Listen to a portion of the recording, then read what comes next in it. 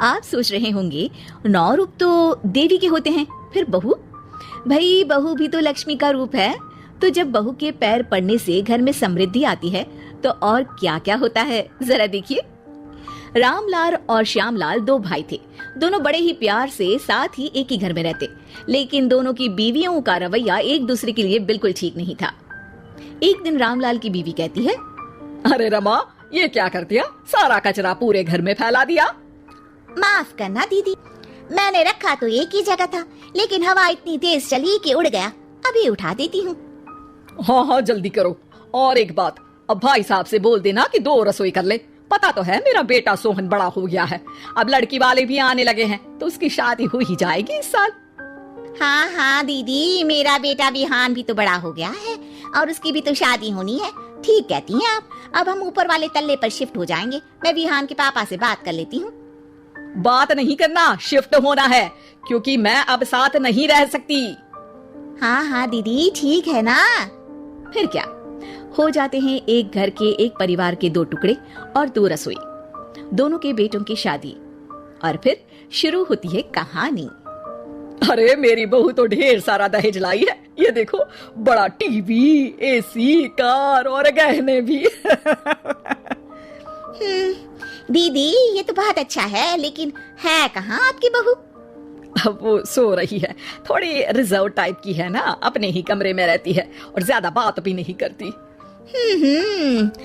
तभी रमा की बहू की आवाज आती है, माँ कहाँ है आप? जल्दी आइए, नाश्ता ठंडा हो रहा है और मुझे भी भूख लग रही है। आ रही हूँ बेटा, रुक। दीदी चलो क्या? ये लड़की मेरे साथ ही बैठकर खाती है, वैसे भी भूख लगाई है। ये बोलकर वो चली जाती है।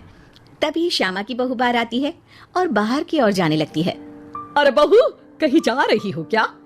क्या है माँ जी, बिना बात के ठोका मत करो। जा रही हूँ मैं। वैसे भी मेरे पापा ने कार घर में रखने को तो नहीं दी है ना। अरे नहीं नहीं बेटा, बिल्कुल बिल्कुल, घूमो घूमो। मैं तो कहती हूँ मुझे भी साथ लेकर जाया करो, साथ ही घुमा करेंगे। अरे नहीं नहीं, मैं आपके साथ बिल्कुल भी कंफर्टेबल नहीं हूँ। वैसे भी मैं शॉपिंग में जा रही हूँ, कहाँ आपको टांगती फिरूंगी। ये बोलकर श्यामा की बहू निकल जाती है। तभी उसके कान में ऊपर वाले तल्ले से हंसने की आवाज आती है। और ये कौन इतनी जोर जोर से हंस रहा है? ऊपर जाती है, जहाँ वो देखती है कि रमा और उसकी बहू साथ बैठकर बातें कर रही होती हैं। फिर तो मम्मी जी इतना मजा आया कि मैं क्या बताऊं। हाँ हाँ बहू, सुनने में ही हंसी नहीं रुक रही। तू तो वहाँ मौजूद थी। तभी दोनों की नजर श्यामा पर पड़ती है। अरे ताई जी आइए ना, आइए। वो उनके पैर छूती है और फिर चाय बनाकर लाती है।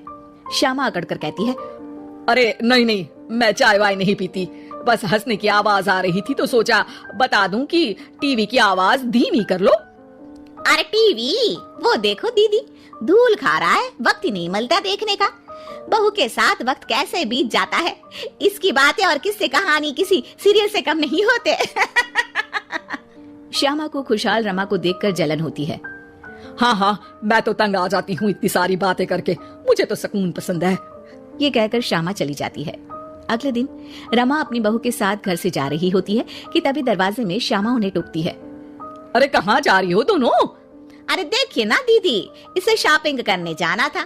मैंने कहा अकेली चली जा, तो कहने लगी मम्मी जी आप घर में अकेले बोर हो जाओगे ना, आप भी चलो हमारे साथ। अरे अब इस उम्र में तू कहाँ घूमेगी?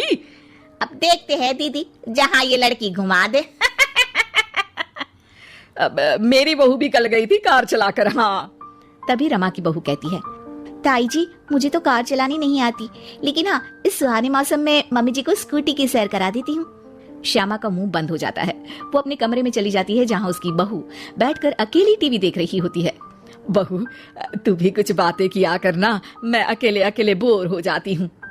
तो क्या मैं यहाँ आपको एंटरटेन करने आई हूँ?